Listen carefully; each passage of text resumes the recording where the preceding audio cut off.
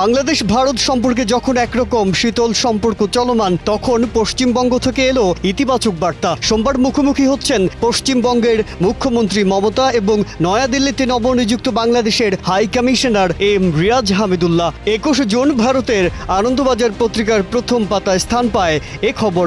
9 বছর পরে মমতার সাক্ষাতে ঢাকার দূত।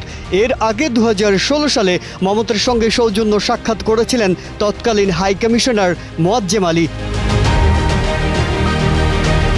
ইউনূস সরকারের দূত হিসেবে হামিদুল্লাহর নবান্ন সফর গুরুত্বের সঙ্গে দেখা হচ্ছে। এমন সময়ে তার সঙ্গে মমতার দেখা হচ্ছে যখন সীমান্ত নিয়ে দুদেশের মধ্যে স্মরণকালের খারাপ সময় যাচ্ছে।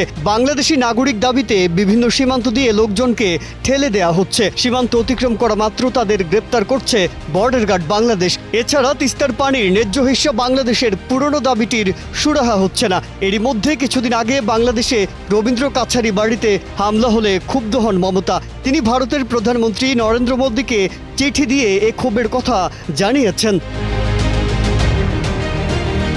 তাই বলা যায় এই বৈঠক আয়োজনের লক্ষ্য কোনো ঘোষ গল্প বা আনুষ্ঠানিকতা নয়। আনন্দবাজার বলছে, সিরাজগঞ্জে রবীন্দ্রনাথ ঠাকুরের বাড়িতে হওয়া ভাঙচুর সম্পর্কে জানতে চাইবেন মুখ্যমন্ত্রী মমতা।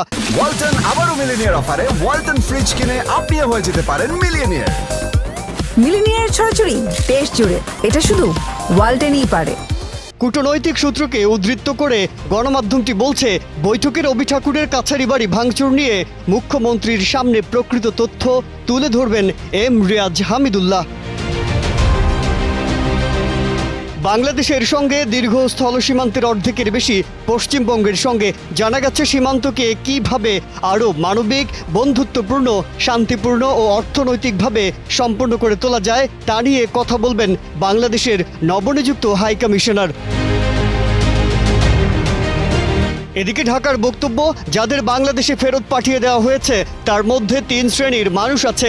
প্রথম শ্রেণী অল্প সংখ্যক রোহিঙ্গা, যারা ভারতে শরণার্থী হিসেবে নথিভুক্ত। দ্বিতীয়ত বাংলা ভাষাভাষী ভারতের মুসলমান সম্প্রদায়। 3 জীবিকার কারণে যারা বাংলাদেশ থেকে পশ্চিমবঙ্গ সহ ভারতের বিভিন্ন স্থানে এসেছিলেন। বাংলাদেশ ও পশ্চিমবঙ্গের মধ্যে গভীর সম্পর্কও রয়েছে।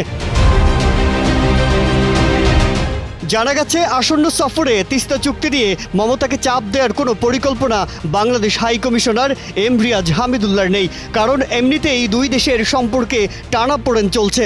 তিস্তার ভাষ্যে দুপারের মানুষের ভাগ্যের চাকা আটকে যাক আপাতত চায় না বাংলাদেশ হাই কমিশন, এমনটাই মনে করছে আনন্দবাজার।